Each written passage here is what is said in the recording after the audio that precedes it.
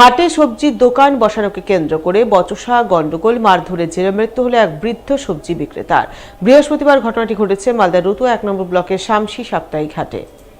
জানা গেছে মৃত বৃদ্ধের নাম মুসলিম সবজি, বয়স ৭৫ বছর, বাড়ি রতুয়ার দেবীপুর এলাকায়। তার পরিবারবর্গের অভিযোগ, প্রতি হাটের মতো বৃহস্পতিবারও তিনি শামসি সাপ্তাহিক হাটে সবজি বিক্রি করতে যান, কিন্তু দোকান বসানোকে কেন্দ্র করে অন্য এক সবজি বিক্রেতার সঙ্গে তার বচসা ও গন্ডগোল বাধে।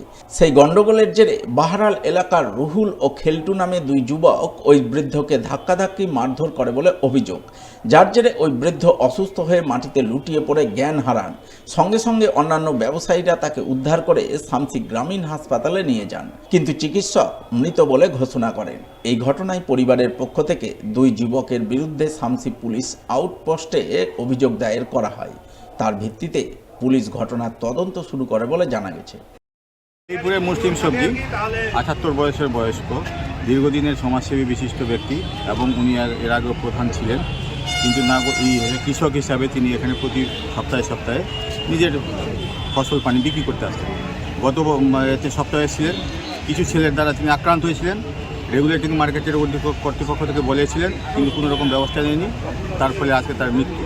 আজকে তিনি যখন এসেছিলেন কোনো রকম নিরাপত্তা নেই, তার উপরে ওই ছেলেগুলো ধস্তাধস্তি করে কিল, চর, থাপ্পড়, বক্সিন, লাঠি দিয়ে মেরে ফেললেন।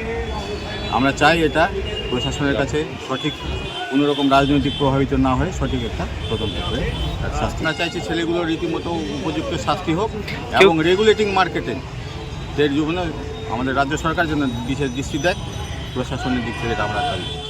আমাদের দেবীপুর অঞ্চলে একজন বিশিষ্ট ব্যক্তি, সমাজসেবী এবং দীর্ঘদিন আগে তিনি প্রধান ছিলেন।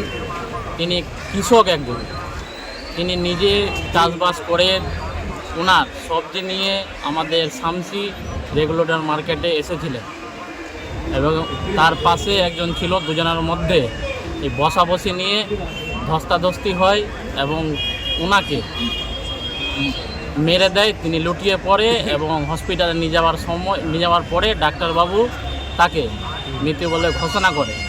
এই শামসি রেগুলেটর মার্কেট কমিটির স্টাফ এবং যাদের দায়িত্বতে আছে তাদের সম্পূর্ণভাবে গাফিলতি।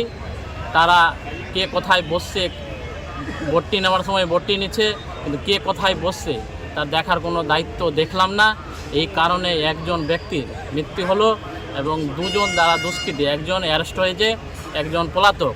তারা সম্ভবত, যেটা আমাদেরকে থানার মানুষকে জানালো, তারা বাহালে। আমরা চাইছি ওই দুজন দোষীকে যেমন রীতিরাতেভাবে সাজা হয়, এই আশা প্রশাসনের কাছে রাখি। ছাগল নিয়ে দুই প্রতিবেশীর বচসা, আর এই বচসা থামাতে গিয়ে আক্রান্ত হলেন ষাটোর্ধ্ব এক বৃদ্ধ। এক যুবকের ধারালো অস্ত্রের আঘাতে গুরুতর জখম হলেন তিনি। বর্তমানে জখম বৃদ্ধ আশঙ্কাজনক অবস্থায় চিকিৎসাধীন চাঁচল সুপার স্পেশালিটি হাসপাতালে। ঘটনাটি ঘটেছে মালদা চাঁচল থানা সতী সদরপুর এলাকায়। জানা গেছে আক্রান্ত বৃদ্ধের নাম বাজারু দাস, বাড়ি সতী সদরপুর এলাকাতেই। বৃদ্ধের পরিবারের অভিযোগ, এদিন এলাকায় ছাগল নিয়ে দুই প্রতিবেশীর বচসা চলছিল, তা থামাতে গিয়েছিলেন বৃদ্ধ বাজারু দাস। ওই সময় অভিজিৎ দাস নামে এক যুবক ধারালো অস্ত্র নিয়ে তার উপর হামলা চালায় এবং ধারালো অস্ত্রের আঘাতে তাকে গুরুতর জখম করে। আমার বাবার সাথে ঝগড়া, অন্যজনের সাথে ঝগড়া চলছিল। আমার বাবা সন্ধ্যার দিকে গিয়েছিল চায়ের দোকানে, ওখানে ওরা ছিল, বলতে গিয়েছিল এটা মীমাংসা করে নিবা। এই বলতে গিয়ে ওরা বললো যে তুই এখানে বলতে আসিস না, বেশি বললে তো খারাপ হয়ে যাবে। এই বলতে চাকু চালিয়ে দিয়েছে, চাকু মেরে দিয়েছে গালে। কে চাকুটা মারে? ওই ছেলেটাই, অভিজিৎ দাস।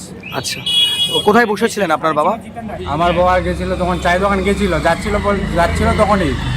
এখন তো বাবার সেলাই চললো, 7টা সেলাই গর্দনে চললো, আবার নাকে 4টা সেলাই চললো।